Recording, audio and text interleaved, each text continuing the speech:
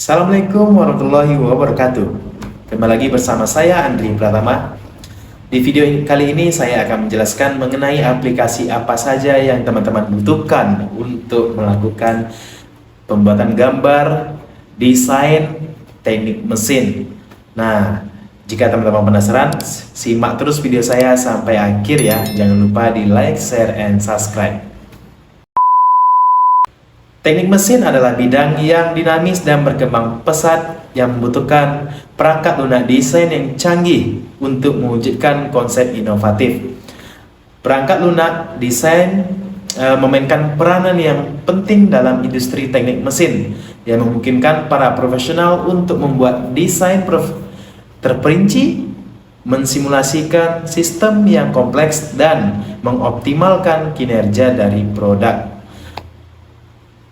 Untuk software aplikasi desain yang paling umum ataupun banyak digunakan oleh mahasiswa jurusan teknik ataupun yang sudah bekerja menjadi seorang desainer, drafter adalah AutoCAD. Nah, perangkat lunak AutoCAD adalah software desain yang diproduksi oleh perusahaan Autodesk AutoCAD. Rilis pertama kali pada Desember 1982, sehingga termasuk salah satu pionir teknologi CAD yang hingga saat ini masih populer di kalangan masyarakat teknik mesin. Siapa yang tidak mengenal AutoCAD, ya kan teman-teman? Bahkan di kampus-kampus masih memasukkan AutoCAD sebagai mata kuliah basic dalam pembelajaran CAD. Software desain selanjutnya adalah Autodesk Inventor.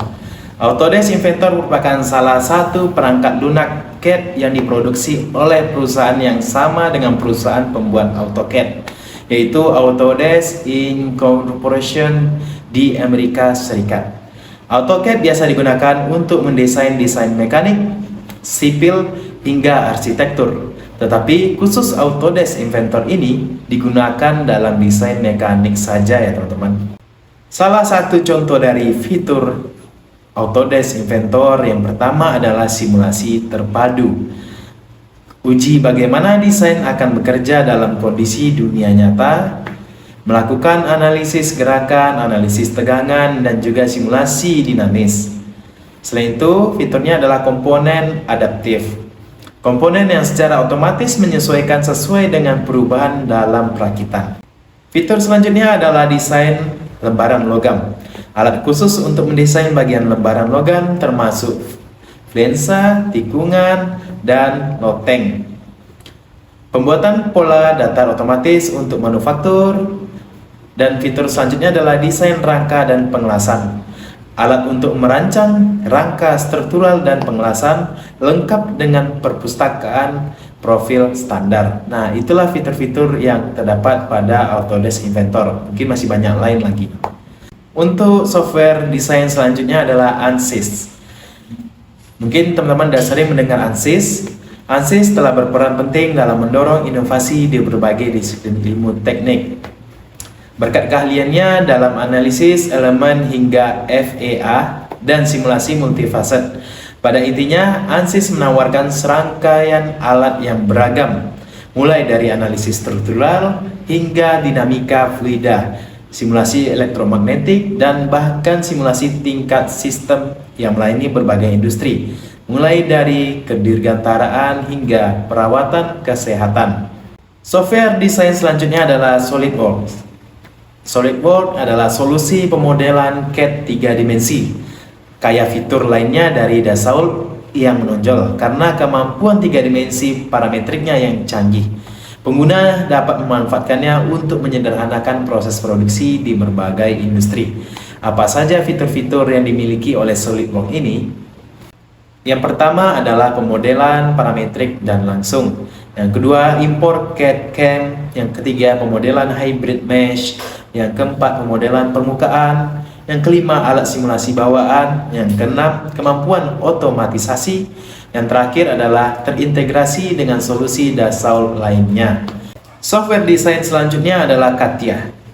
CATIA adalah program pemodelan 3 dimensi oleh Dassault Systèmes yang digunakan oleh perancang mekanik di seluruh dunia, terutama ketika file 3 dimensi menjadi referensi untuk peralatan mesin. Nah, CATIA sangat akurat dan disukai oleh industri presisi tinggi seperti aeronautika, teknik sipil, otomotif, dan perencanaan proses industri.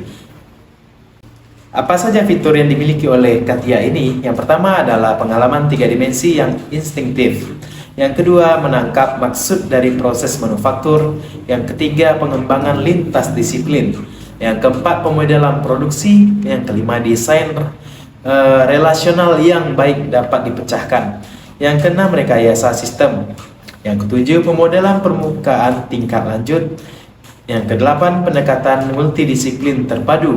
Yang terakhir adalah desain dan gaya produk yang bagus. Software desain selanjutnya adalah Fusi 360. Fusi 360 adalah perangkat lunak pemodelan berbasis 3 dimensi yang dirilis oleh AutoCAD pada tahun 2013.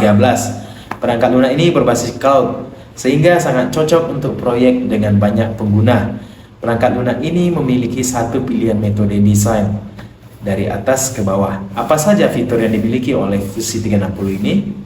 Yang pertama adalah pemodelan parametrik, yang kedua pemodelan jaring, yang ketiga pemodelan permukaan, yang keempat integrasi CAD dan CAM, yang kelima render yang realistis, yang keenam tata letak, perencanaan, dan pembuatan papan sirkuit cetak atau PCB, yang ketujuh analisis pendinginan elektronik, dan yang terakhir adalah topologi dan optimasi bentuk. Nah, itu dia penjelasan mengenai beberapa software desain yang perlu teman-teman jurusan teknik mesin ketahui, dan kalau perlu bisa teman-teman pilih untuk mendesain yang cocok. Kira-kira software desain yang mana? Apakah CATIA, apakah Inventor, apakah AutoCAD, ataupun yang lainnya.